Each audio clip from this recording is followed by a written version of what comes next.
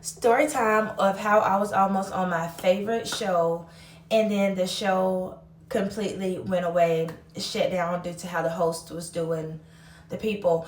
Okay, backstory. I used to write this show all the time, especially as a teenager, like 17, 16, 17.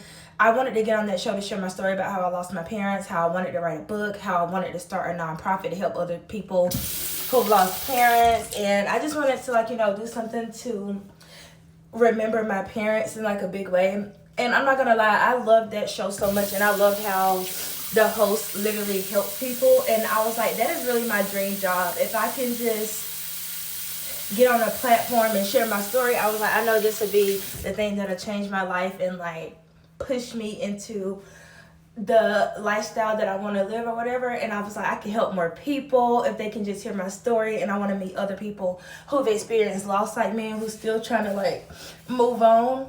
Long story short, I hadn't wrote the show in a very long time, but I started writing down in my notebook like, I'm gonna get on this show, and my prayer was, Lord, please let me share my story with them, and like this and that. Y'all, I kid you not, you can ask my friends. I used to manifest a lot of stuff for myself back in the day.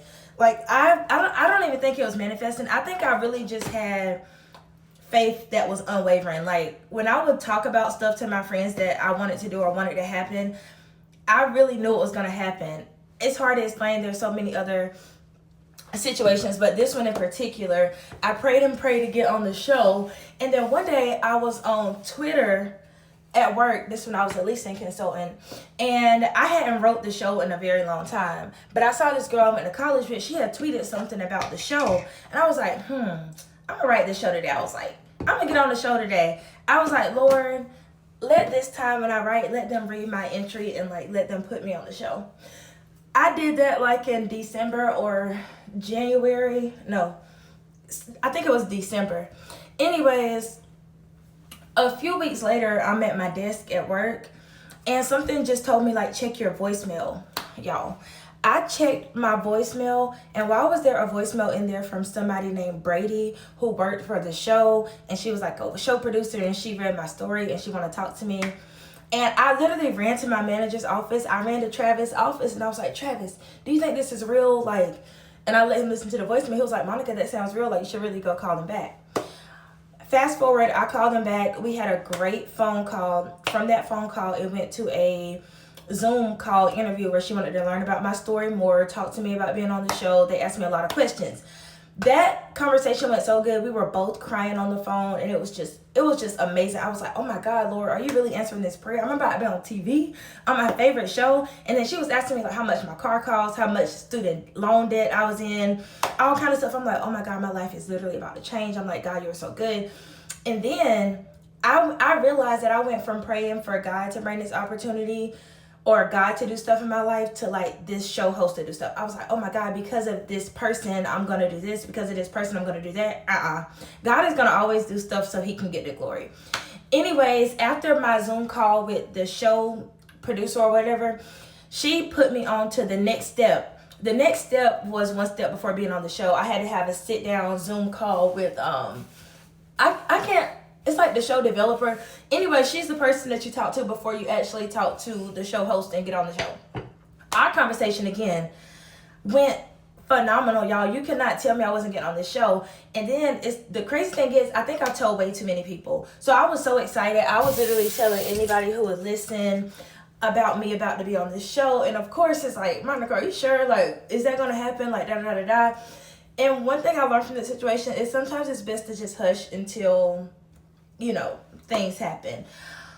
Anyways, after that, the last question she asked me, she was like, how would you feel if the next time you get a phone call, it's not me or Brady, but it's actually calling you to like welcome you to the show? I would literally scream, da da da da. We had a great conversation. That ends, but y'all, COVID happened right at this time. Literally at this time of my interviews for getting on the show, COVID was happening, and the whole city where they shot the show, it was shut down. So I'm like, there's no way, like, COVID is happening, I can't come to the show. I hadn't heard back in a while, so Brady called me back. She was like, hey, this was like a month later. She was like, well, a lot going on with COVID. And then at the same time, y'all, stuff started coming out about this show, about how the host used to like treat her staff and people on the show. They were like, the show's gonna get canceled. I was like, this is crazy. So after that, I really went into a deep depression. I was so depressed because I felt like God had literally dangled something in my face that I wanted, and it was so close to happening. And that's something I prayed for since I was like 15. So for it to happen when I'm like 21, and then it just completely disappeared. And I remember almost like a year went by, I didn't hear anything from the show. And I had started a new job and everything as a mortgage originator. And at our job, it was like online or work from home. So our mentors, we would have mentors to work with or whatever. And me and my mentor was talking, and I told him the same story. And I was just so sad at work because I was like, y'all, I'm really supposed to be on this show. Like, my life is supposed to be changed. A year later, nothing's changed. And I would never forget, it was almost a year to the date. And his name was Michael. Michael, if you're seeing this, hello. But I was telling Michael the story. I was like, yeah, I'm just always like, so forgotten about or whatever. And Michael was like, Monica, like, I really don't think she forgot about you. Like, just, you gotta have faith, dude. Like, da-da-da. I'm like, yeah, whatever. It's been a whole year. He was like, you'll probably hear back from her. I kid y'all not, that night, and I was on the phone with my best friend, Josh. I was telling him, like, yo, God is just always forgetting me, this and that. And I said a prayer. I was like, God, all these desires and dreams that I have in my heart, I said, if they're too big, take them away. I was like, I'm going to stop praying big because you obviously don't want these things to happen for me. And I was like, it's just crazy how you literally always forget me. You know how you get, I don't know, y'all. Trust me, I've had my fair share of conversations with God. He knows my heart. I always, like, apologize after. But I was just telling God that he's always forgetting me. And I said, if you don't want me to have these dreams and aspirations, take them away, period. I don't want them if, this is not supposed to be my life. I kid y'all not. A year later, the next day after I said that prayer, Brady called me back 1 year later. And y'all want to know what she said, opening line? Hey, is this still Monica? I was like, yes, this is me. And she was like, Monica, I just want to let you know, we have not forgotten you. It's a lot going on with the show. It's probably going to shut down, but we still have you in mind to be on the episode. She always said, like, this is not a promise. This is just me letting you know. I really just wanted to let you know we haven't forgotten you. And granted, that was a year later. I got excited again. I did. But after that, I never heard back from Brady. I never heard back from the show. And I was literally so sad for a long time. And it made me question, like, if I was really hearing from God or not. And yeah. So after that, I actually did get an audition for another show that would have been on Netflix.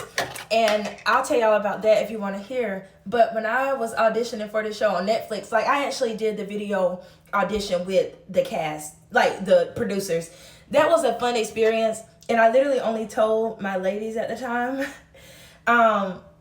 What happened with that? Oh, but right when that happened, y'all, that's when all that stuff was happening. And like, I think it was Russia or Scotland. It was about to be a war. Whatever happened, they filmed these shows in Scotland. If y'all didn't know that, like The Circle, all of that is filmed over there. Anyways, then a war happened and that show basically came to a halt. Never heard anything back from that audition. But recently I just saw that show pop up on a network. I'm like, I was supposed to be on that show. Literally auditioned for it. And then it was another opportunity where I had the chance to go to the Jennifer Hudson show, but it just fell through. And I'm like, God, do you want me to be on TV or no? Because I'm ready. I think it's time I pick that little dream back up and just get a little bit of faith again. But yeah, all I know is God is going to always do it where he get the glory. I wanted to be on that first show so bad that I was really kind of putting my everything in her hands. It was going to be God regardless. I just felt like telling this story because I'll probably be on TV one day.